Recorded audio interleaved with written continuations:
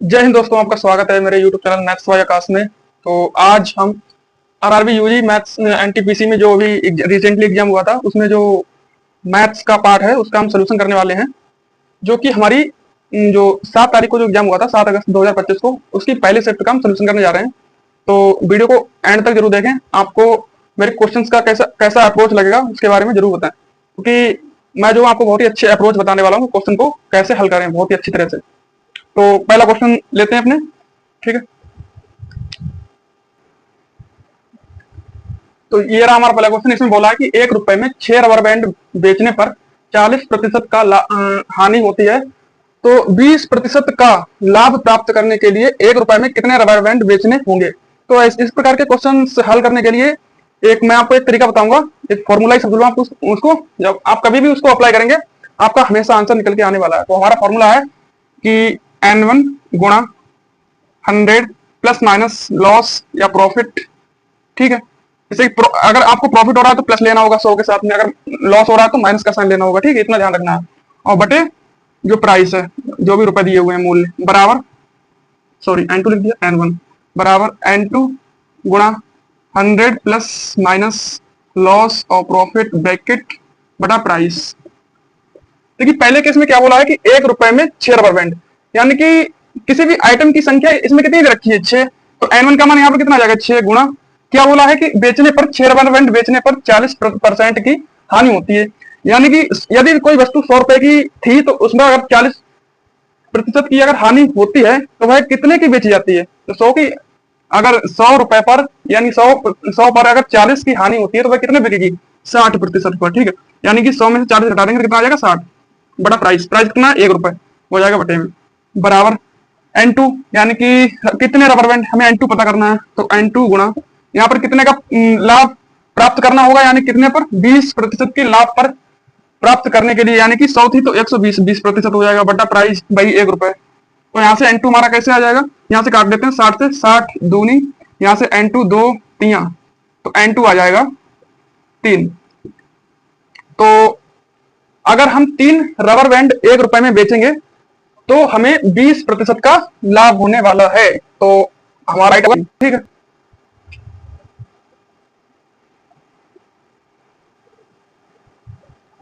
देखिए हमारा next question है, बोला है कि 303 और 307 के मध्य उपस्थित अभाज्य संख्याएं कितनी होंगी यदि जो दी हुई संख्याएं इनको शामिल करने। तो 303 से 307 के बीच में संख्या लिख लेते हैं, क्या होंगी। 303 हो जाएगी, 304 हो जाएगी, 305, 306, 307। इनमें से हमें पता करना है जो अभाज्य संख्याएं होंगी। देखिए अभाज्य संख्या क्या होती है, अभाज्य संख्या वो होती है जो या तो 1 से कटे या स्वयं से कटे, ठीक है। ये क्या होती है, ये होती है हमारी अभाज्य संख्याएं, यही यानी प्राइम नंबर्स जिन्हें बोलते हैं इंग्लिश में, ठीक है। तो अभाज्य संख्या वो होती है जो 1 से और स्वयं से कटे। अगर हम 303 को देखें तो 303 के बारे में जब हम सोचते हैं तो आपको पता होगा, आपने 3 का विभाज्यता का नियम पढ़ा होगा, जिसमें हम कोई भी संख्या होती है उसके डिजिटों का सम करते हैं और पता करते हैं कि ये जो सम है वो 3 से कट रहा है नहीं कट रहा, यानी 3 से विभाज्य है या नहीं है। तो 303 में जब हम इनके डिजिट का सम करते हैं तो 3 + 0 + 3 बराबर कितना आया, 6। जबकि जो 6 जो आया है ये हमारे 3 से विभाज्य हो जाएगा। तो इसका मतलब ये जो है अभाज्य नहीं हो सकती है। 304 ये तो खैर नहीं होगी क्योंकि 2 से कट जाएगी, तो 2 से कट रही है, वो तो कभी हो ही नहीं सकती है। उसके बाद आता है 305, क्या 305 हो सकता है, कभी नहीं हो सकता क्योंकि ये तो हमेशा 5 से डिविजिबल होगा। उसके बाद आता है 306, 306 आता है।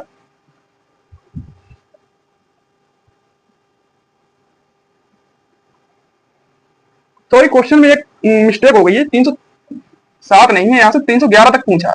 थोड़ा सा जो है करेक्ट कर लेंगे, 311 तक पूछा है, ठीक है। तो 307, 308, 309, 310 और 311 तक कर लेंगे, ठीक है। उसके बाद 306 आएगा, हमेशा 2 से कटेगा, नहीं हो सकता। 360 पे बाद में देखें कटेगा नहीं कटेगा, टाइम बर्बाद नहीं करेंगे। 308 हमेशा कटेगा 2 से, ये हो गया 3 0 9, यानी कि 3 और 9 12 हो गया, ये भी 3 से कट जाएगा, नहीं ये भी नहीं होगा। 0 ये 5 और 2 से दोनों से कटेगा। और 311, यानी हमारे पास जो 2 संख्या है जिस पर हमें जो है थोड़ा सा दिमाग लगाना है वो है 307 और 311, कि ये पहले हम चेक करेंगे ये 3 से कट रही नहीं कट रही है। तो 3 से जब हम चेक करने जाएंगे तो 3 और 7 का जो सम होगा वो आ जाएगा 10, जबकि 10 जो है 3 से डिविजिबल नहीं होता। अच्छा, फिर हम चेक करेंगे कि क्या ये 7 से कट रहा है, 7 से कट रहा नहीं कट रहा। तब हमें पता चलेगा कि 7 से भी नहीं कट रहा, क्योंकि 7 चौक 28 और 27 27 7 से नहीं कटता। उसके बाद में 11 से चेक कर लेंगे, 11 दूनी 22 यानी 87 फिर बचेगा, वो भी 11 से नहीं कटेगा। तो इसका मतलब हमें कहीं ना कहीं इस पे जो है संभावना हो रही है कि ये अभाज्य संख्या हो सकती है। ठीक है, 311 को चेक कर लेंगे। 311 को जब हम चेक करेंगे तो ये सबसे पहले हम क्या 3 का देखेंगे कि 3 से कट रही नहीं कट रही है। तो 3 2 5, 5 तो नहीं कर सकती 3 से, तो 3 का तो डिविजिबल जो है 3 से डिविजिबल नहीं हो रही। उसके बाद हम चेक करेंगे कि 7 से तो नहीं कट रही, 7 चौक 28 31 बचेगा, उससे भी नहीं कट रही। 11 से चेक कर लेंगे, 11 दूनी 22 और 9 91 नहीं कटेगा। तो इन दोनों पर क्या है, पूरा एक तरीके से दावा जो है अपना हो रहा है कि हाँ ये अभाज्य हो सकती है। फिर हम क्या करेंगे, एग्जाम में एक बार ऑप्शन पे नजर डालेंगे कि ऑप्शन क्या दे रखे हैं। अब जैसे कि मैं इस क्वेश्चन के ऑप्शन आपको बताऊं, इसमें ऑप्शन थे 2, ऑप्शन देख लेता हूं, 2 3 5 7। अब आप ये बात बताओ मुझे कि जब हमने ये सवाल हल किया तो हमने कितने इनमें से कितने एलिमिनेट कर दिए। हमारे पास जो हमने इनको मतलब चेक भी नहीं किया, इनको बाद में हमने जो है चेक करने के लिए छोड़ दिया, 307 को 311 को। बाकी तो सब हमने ऐसे कर दिया क्योंकि कोई ना कोई 2 से कट रहा था, कोई ना कोई 3 से कट रहा था। बचे हमारे ये 2 ऑप्शन, जो है ऑप्शन में 2 3 5 7 यानी 2 संख्या हो सकती है, 3 हो सकती है, 5 हो सकती है, 7 हो सकती है, लेकिन यहाँ पर हमारे पास 2 ही बची है। तो आंसर कौन सा हो जाएगा, 2। जैसे कि इस क्वेश्चन को देखते हैं, इसमें बोला है कि कौन सी संख्या 24 से विभाज्य है। अच्छा, 24 की विभाज्यता का नियम क्या होता है, जैसे कि 24 का हम जो प्राइम फैक्टराइजेशन कर देते हैं, 24 को लिख सकते हैं 8 गुणा 3।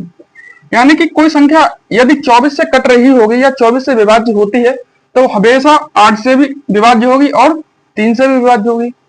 तो 24 से विभाज्य ना करके अगर हम चेक करने की कोई संख्या 8 से कट रही है और 3 से कट रही है, यदि संख्या दोनों से कट रही होगी तो वो हमेशा 100% या 100% वो 24 से भी कटेगी, 24 से भी कटेगी। तो चलो क्या करते हैं, सबसे पहले यानी अब जैसे कि हमें पता होना चाहिए कि 8 का विभाज्यता का नियम क्या होता है कि 8 को लिखते हैं 2 की पावर 3।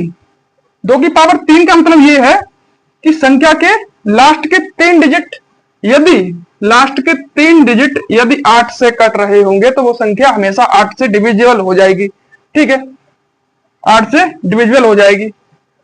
लेकिन हम एक बात तो जानते हैं ना कि 8 जो है एक सम संख्या है, 8 एक सम संख्या है। तो किसी भी संख्या को विभाज्य करेंगे तो उसकी अंतिम जो अंतिम संख्या होगी वो हमेशा एक सम होनी चाहिए।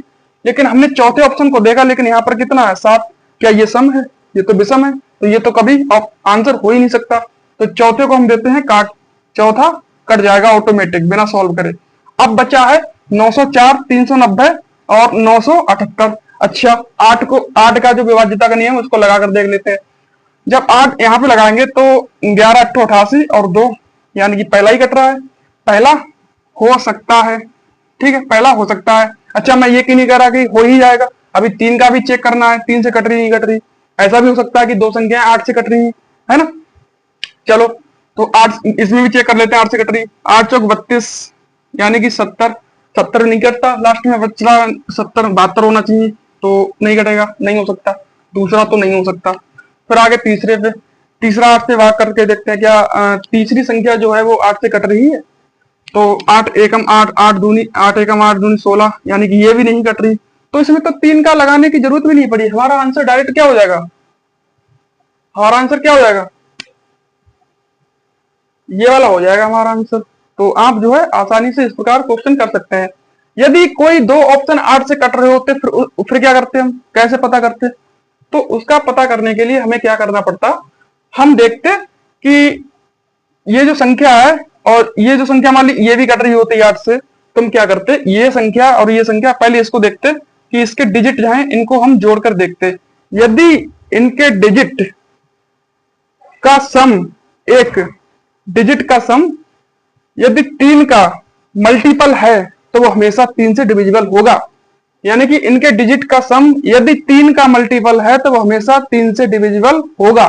तो आप इस प्रकार चेक कर सकते थे। तो ठीक है,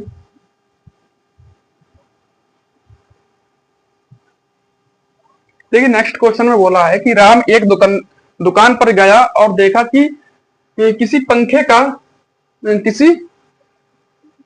पंखे का जो अंकित मूल्य है वो 3600 रुपए है। यदि फुटकर विक्रेता ने पंखा 2800 रुपए में खरीदा होता तो छूट प्रतिशत ज्ञात करो। कैसे करेंगे?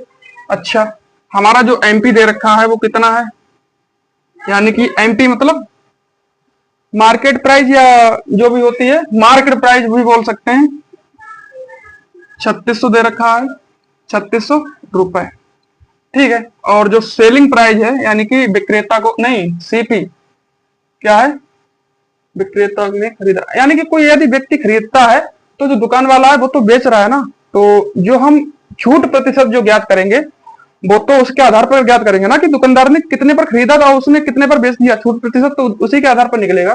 तो इस पर ग्राहक से लेना देना नहीं है, दुकानदार ने कितने का बेचा, दुकानदार ने अगर 2800 में बेचा होता तो छूट प्रतिशत ज्ञात करना है, यानी कि एसपी कितना है, 2800 रुपए, ठीक है।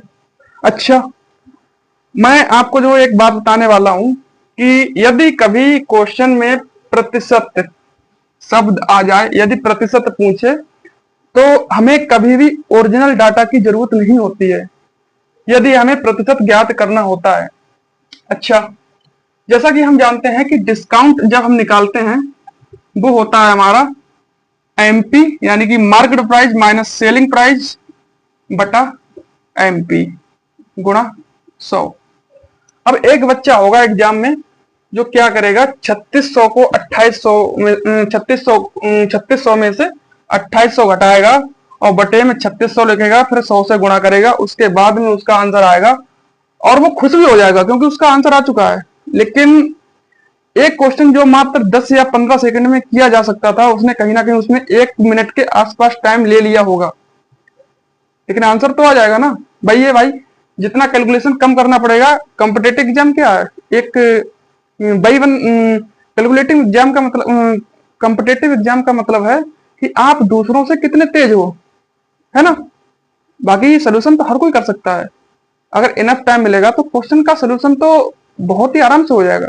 लेकिन एक लिमिटेड टाइम में आप कितनी बेस्ट अप्रोच लगाकर सवाल पर जो है अपना दबदबा बनाते हैं, वो चीज मैटर करती है। जैसे कि हम अगर यदि मेरे एग्जाम में ये क्वेश्चन आया होता तो मैं क्या करता, सबसे पहले मैं क्या करता, इनका रेशियो ले लेता, 2 जीरो से 2 जीरो चले जाते, फिर ये 4 से कट रहा है, 4 नेम और 4 7 28, यानी कि एमपी हमारा कितना पड़ा 9 और एचपी कितना पड़ा 7। यहां से मैं जब 9 में से 7 घटाऊंगा तो हमारे पास कितना आएगा, 2 आ जाएगा, और एमपी कितना है फिर 9 बटा 9 गुणा 100। अब जैसा कि मैंने परसेंटेज चैप्टर में आपको ऑलरेडी पढ़ा रखा है कि 1/9 की जो प्रतिशत, जो 1/9 जो फ्रैक्शन होती है उसकी परसेंटेज में वैल्यू 11 पॉइंट नहीं, चलो फ्रैक्शन में रहने देते हैं, 11.1/9 होती है। क्या होता है, ये परसेंट में होता है। चलो अब यहाँ पर क्या है, 2/9 है। यदि यहाँ पर ये जो वैल्यू है वो 1/9 की है तो यहाँ पर इसका जस्ट डबल हो जाना चाहिए परसेंट निकालने के लिए। तो क्या करेंगे हम, 11 सही 1/9 का डबल कर देंगे, क्या हो जाएगा 22 सही 2/9%। यह आपका आंसर हो जाएगा बहुत ही आसानी से। चलिए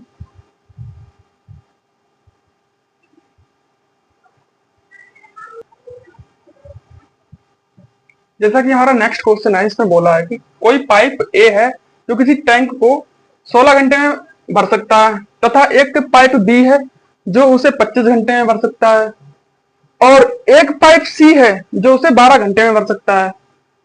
तो यदि इन तीनों पाइपों को एक साथ चालू कर दिया जाए तो यह कितने समय में टैंक को भर देंगे, हमारा क्वेश्चन ये है। तो इसमें जैसे कि ए बोला है, ए कितने घंटे में भरता है, क्वेश्चन में बताया है कि ए जो है वो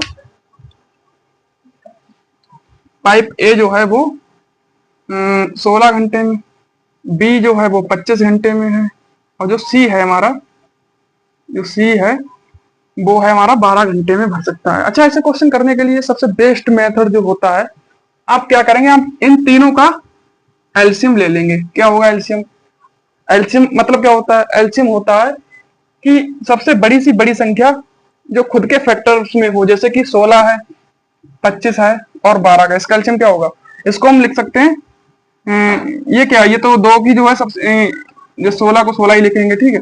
25 को 25 लिखेंगे और 12 को 4 गुणा 3 लिख सकते हैं। अब हम देखेंगे कि इसमें 2 का सबसे बड़ा जो है मल्टीपल कौन सा हो सकता है। 2 का देखेंगे तो हमें मिला 16, ठीक है। 4 को काट देंगे, 4 की कोई जरूरत नहीं, क्योंकि 4 से भी 16 डिविजिबल हो जाएगा, यानी कि 4 की जरूरत नहीं है। उसके बाद में क्या करेंगे, 3 बचा और 5 की पावर जब 2 करते हैं तो कितना आता है, 25 आता है, यानी कि यहाँ पर क्या हो जाएगा 25। तो हमें एलसीएम क्या मिलेगा, एलसीएम हमें मिला है 16 गुणा 25 गुणा 3, 16 गुणा 25 गुणा 3। मैंने अभी मल्टीप्लाई इसलिए नहीं की क्योंकि अभी इसकी जरूरत, मतलब इनका जो अभी एफिशिएंसी होगी उसमें निकालने के लिए इसकी आसानी पड़ेगा, वह डिफिकल्टी नहीं होगी। जैसे कि 16, जब हम इसमें 16 से भाग करेंगे तो हमारे पास ये आ जाएगा 75, ठीक है। 25 से भाग करेंगे तो ये जाएगा 16 3 48, और 12 से जब भाग करेंगे तो आ जाएगा 3 चौक 4 चौक 25 चौका 100, ठीक है। 25 चौका 100 आ गया। अच्छा आ गया। अब इसको मल्टीप्लाई करेंगे तो क्या करेंगे, हम सबसे पहले ऐसा करते हैं, यहाँ से 4 निकाल लेते हैं, यानी 4 गुणा 25 लिखते हैं गुणा 3, यहाँ से 25 होगा हमें 100 मिल जाएगा, यानी 00, और 4 12, यानी कितना आ गया 1200, कितना आ गया 1200, एलसीएम आ गया, ठीक है। 1200 एलसीएम आ जाएगा। यहाँ से जब हम तीनों को चालू करते हैं तो क्या करेंगे, टोटल वर्क कितना है हमारा 1200, कितना है 1200, और इनकी एफिशिएंसी को जोड़कर इससे भाग कर देंगे। ये हमारी क्या है एफिशिएंसी, ये क्या था टाइम, 16 घंटे 25 घंटे 12 घंटे। जब टाइम को टोटल वर्क से डिवाइड करते हैं तो हमारे पास एफिशिएंसी निकल के आती है कि कोई कितना जल्दी भर सकता है या कितनी देरी से भर सकता है। तो हमसे कहा है कि यदि एक साथ चालू किया जाए, एक साथ का मतलब है इन तीनों को जोड़ दीजिए, इनकी एफिशिएंसी है उनको जोड़ दीजिए। 100 में 75 जोड़ेंगे तो आ जाएगा 175 प्लस 48, तो 8 5 13, 17 4 21 1 22, कितना आ गया 22 आ गया, ठीक है। तो 223 मिला हमें, यहां से कितना मिला 223। चलिए ऐसा करते हैं, एक बार इसके ऑप्शन लिख लेते हैं जिससे कि आपको जो है कैलकुलेशन करने में ऐसे मैं करके तो मतलब दूंगा, लेकिन ऑप्शन नहीं है तो आप जो है अपना ऑप्शन जो है आंसर टिक नहीं कर सकते एक साथ। लेकिन जब मैं आपको ऑप्शन दूंगा तो मैं आपको बताऊंगा आप जो है इसको बिना सॉल्व करे कैसे ही एक साथ टिक कर सकते हैं अपने आंसर को।